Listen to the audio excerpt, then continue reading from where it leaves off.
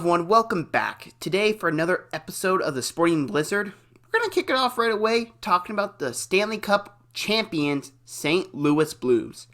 Now the Blues, they had an interesting season. They were, I believe, at one point last place in the entire league, at least last place in the Western Conference. And they turned it around. I mean, that's a tremendous job by everyone, from the players to the coaches to the front office. Because at one point, they were going to sell everything. Alex Pietrangelo, Ryan O'Reilly, they're out their first round pick. And then something just clicked. I don't know what clicked, but it just did. And they went on a run. And it just kept on going. Now, you could say it was solid goaltending from Jordan Binnington. I don't even know if it was all that. Now, Binnington had a phenomenal rookie year. Phenomenal. But something just happened. Maybe it was because he was getting saves and the team just got confidence, or what it was. They just seemed to gel together after that, and it just rolled. Now, I'm not saying Binnington isn't a big reason why they won the cup. I mean, look at what he did in Game 7. He dominated the Bruins, made incredible saves. Same with Tuukka Rask. Tuukka Rask had a good game, even though they gave up 4 goals. I don't think the Bruins played that badly. Just a couple of mistakes. Brad Marchand leaving the line, going to the bench. You can't do that. That's a stupid mistake. Turnovers. 2 goals happened because of 2 turnovers right in front of Rask. Nothing Rask could do. The Bruins, they lost because of stupid mistakes. And in big championship games, stupid mistakes do you in all the time. And that's just what happens. Plain as day. And the Bruins fans, they shouldn't be too upset because they got to Game 7. This team still has some good pieces that can go. Will Chara be back? I don't know. I believe so. Brad Marchand, he'll be back. Patrice Bergeron, he'll be back. Charlie McAvoy is young. He'll be there for a long time unless they just sell everything when they start to fall off a bit. Which I don't really know, because a couple of years ago, the Bruins looked like they were about to fall off and then something just clicked. And overall, I think the Bruins can get back next year. There's so many teams in the East, I'm like, they could get back. The Maple Leafs, they could represent the East next year. The Lightning, everyone thought the Lightning were going to do it. They floundered. The Columbus Blue Jackets, they keep all their pieces together. They could be dangerous. The Penguins, they have Sidney Crosby, they can be back. You got to get rid of a couple bad contracts beforehand. The Islanders, young, fun, had goaltending last year. Matthew Barzal, phenomenal. Carolina Hurricanes. I mean, the Capitals as well. I'm sorry if I'm forgetting a team that's good. The Florida Panthers. There's so many good teams in the Eastern Conference that the Bruins might not make it back next year. That's not because they're about to fall off. That's not because they're not good. That's because the East is probably better than the West. You look at the West, the final seed, the Avalanche got it, and they beat the Flames. I was surprised. The West, Arizona, if they sign Mitch Marner, I will say this, they will be dangerous next year. But right now, they're just going to be progressing with their young talent. They signed Mitch Marner, that's a big boost. Minnesota Wild, old, falling off. Avalanche, they'll be good next year. They have the 4th pick in Ottawa, and they also made the playoffs with some good pieces. And Nathan MacKinnon has probably the best contract in the NHL, not NFL. My bad. And you also look at the Predators.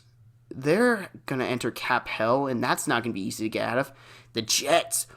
Oh, wow. Jets have a good problem. They have so many good players that they got to pay, but they're going to lose some. And the Dallas Stars, they might be falling off. I'm not sure. The Dallas Stars like a flip of a coin. Either they'll be right back in the playoffs or they're going to be bottom of the league. They're a flip of the coin. And you just look at everyone on the West. It's Edmonton, Connor McDavid, but I don't trust that front office. And I know they cleaned house. I don't trust the ownership group. I think they're meddling. I don't trust anything in Edmonton. Vancouver, they're young. I don't think they're ready yet, but they will be good in like 4 years from now. I can see them contending. Maybe Seattle in a couple of years when they get their team. We saw what Vegas did. Vegas, I don't know. They got Mark Stone, but they also traded away some good pieces to get him. It's just interesting seeing how the Western Conference is. Now, they do have the Stanley Cup champion, so you can't say weaker, but I say they lack depth. I think the East has more depth, but I think the West is top-heavy. And there's nothing wrong with being top-heavy if your teams can go out and win the Stanley Cup like the Blues did, or like the Winnipeg Jets could have done, or maybe the Predators. I don't think they do. I think the Bruins beat a lot of teams from the West. I think very few teams could have beat the Bruins, and I think the Blues were one of those teams. But look at the East. I can pick a couple teams I think could beat the Bruins. I think the Capitals could beat the Bruins. I think the Penguins could have a shot, even though they got swept. I'm not going to bet against Sidney Crosby. I think the Lightning could have beat the Bruins. The Blue Jackets, even though they lost, I wouldn't be surprised if we replay that series. Different outcome. I think the Panthers could have had a shot. And especially next year with all the cap space they're going to have a shot to beat the Bruins. I think there are multiple teams in the East that didn't even make the playoffs that you could say, yeah, they're better than a lot of the teams in the West that made the playoffs, especially future-wise. New Jersey Devils, I mean, they had the first overall pick, Taylor Hall, Nico Hischier. They have talent. In the West, Blackhawks have the highest pick, and they're not going to do much next year. They might barely make it in the playoffs, but they're getting older. They have some bad contracts. It's going to be a couple years before the Blackhawks are dominant again, in my opinion. I think this is interesting just to see how many teams play. Because who knows, maybe everyone we got to make moves. Predators, sell off Ryan Ellis or some other guys to clean up cap space. Go out there and get a big fish. Well, you look at it, the Blues were aggressive last year, and it almost backfired, but it didn't. They won the Stanley Cup. They went out and gave a first-round pick for Ryan O'Reilly. They were aggressive. How many teams are going to follow suit and be as aggressive? That's going to be interesting, because sports is very copycat. With whatever works, everyone decides to do.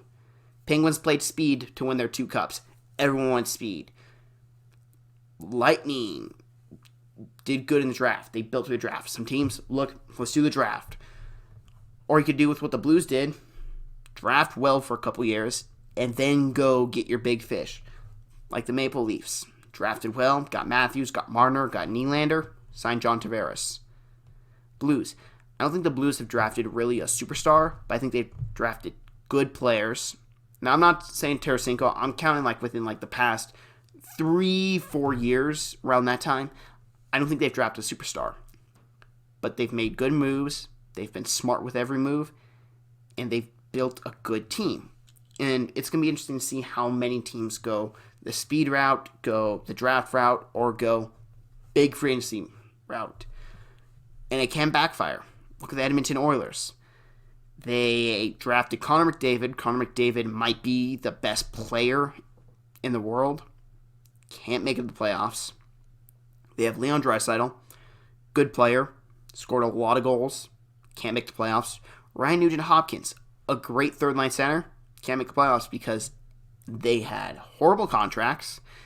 They've made some bad picks in later rounds. Really, I know Executive of the Year, there's so many voting process. It's like, oh, well, this guy turned around. Executive of the Year is whoever wins the Stanley Cup, and you can just tell because if you have lousy executives, if you have a lousy general manager in any sports league, you are not winning a championship. It is going to be bad times. For example, the Knicks. Different sport, but still. Bad front office, bad times. Lakers in recent years. Bad front office, bad times. Browns, pretty much since they've been back in the NFL. Bad times. Front offices are key. And sometimes going a different route from everyone else is going to be better than going the route that the champions go. So tonight is Game 6 of the NBA Finals. Raptors win. They win it all. Warriors win. They force Game 7 back to Toronto. This is a must-win for Toronto. Because I don't think they win in 7. I think if the Warriors push to 7, Warriors win. This is a must-win for the Raptors. You cannot go out there and give 30% being like, we got it. I mean, not 30%, 90% is what I meant. But be like, we got it back in Toronto. It's no problem. No, it is a problem. Because once the Warriors get going, they don't stop. Klay Thompson looked good. Steph Curry looked good. Draymond Green looked good. You can be like, they don't have Kevin Durant. Their bench is meh. If you do not beat them in Oracle, which will be tough because it's the last game in Oracle history, you will lose the NBA Finals. You will blow a 3-1 lead. You will lose in Toronto, where this whole series has been about, look at Toronto. Look at how the basketball culture is being shaped.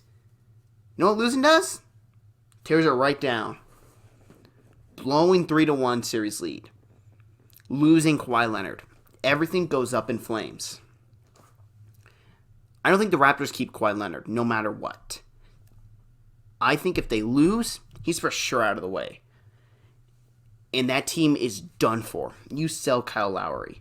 You sell. I believe Danny Green's contract's up, so you can't really trade him.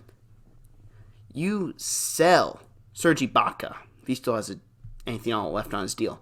You sell Marc Gasol. The only guy you maybe keep is Siakam, because he's still young.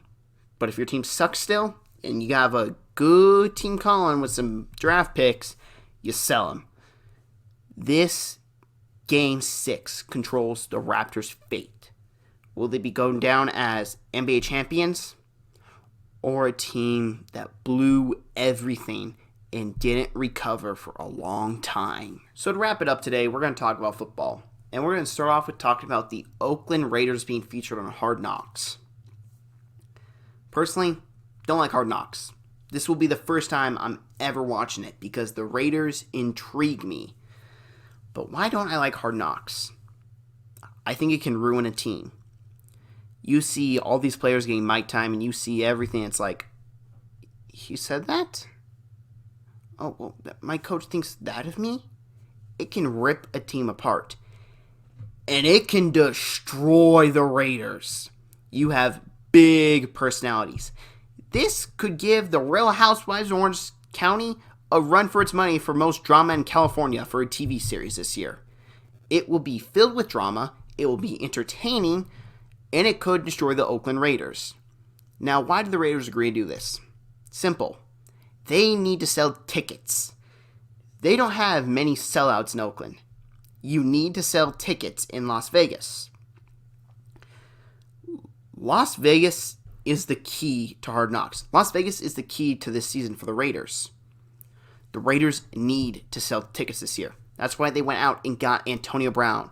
They went out and got Vontaze Burfict. They got players to be like, yeah, look, fans, look, Raiders, loud personalities, vicious on the field. They're Oakland Raiders, soon to be Las Vegas Raiders. Quick little thing. I'm going to call them the Sin City Raiders when they go to Las Vegas. I think Sin City's better than Las Vegas for the Raiders.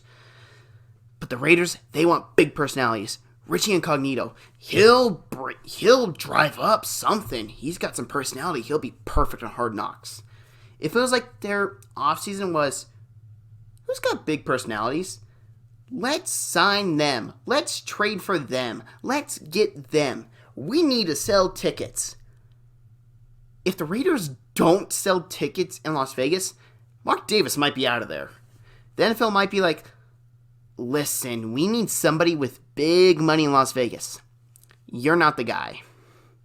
Mark Davis, and I know he's not poor. I know this. He's the least financially stable owner in the NFL. And I mean, that's not that bad, really, if you're considering how much money NFL owners make and how much they already have. But he is. He doesn't have as much money as a Khan or Kraft or Jones or Kroenke or Rooney or all these other guys. Irsay. I don't know who's going to own the Seahawks now, but he did not have anywhere close to Paul Allen's money. Doesn't have anything close to Spanos. Davis does not have that much money. compared to all these guys. And living in Las Vegas, you need somebody with a big pocketbook to sign all these guys. Now, this is risky, and Gruden's getting paid a lot of money to be a coach. He also is a good TV personality. I think this is entertainment. I also think the Raiders blow up. There's going to be at least one thing that happens on there that blows everything up. Incognito, he's a guy that I don't know how to judge because I know he's on medication, and I believe if he takes his meds, he's fine. But if he doesn't, he has some issues. Antonio Brown, he's a diva. He's this generation's Terrell Owens. He'll be entertaining. Vontaze Burfict, that's a guy you probably love to have on your team, but probably hate to go against. So it'll be very interesting to see how he gels, especially with Brown, considering he knocked Brown unconscious practically in the wildcard game a couple years ago. And behind all that, we have Derek Carr. This is a make it or break it year for Carr. If he does good, great. We have our franchise quarterback. If he fails, Gruden might be like, we're paying this guy all this money. I don't know if I want him. Everything relies on the season for the Raiders, for season tickets, and for Derek Carr. And Hard Knocks might be horrible for Carr, but great for tickets.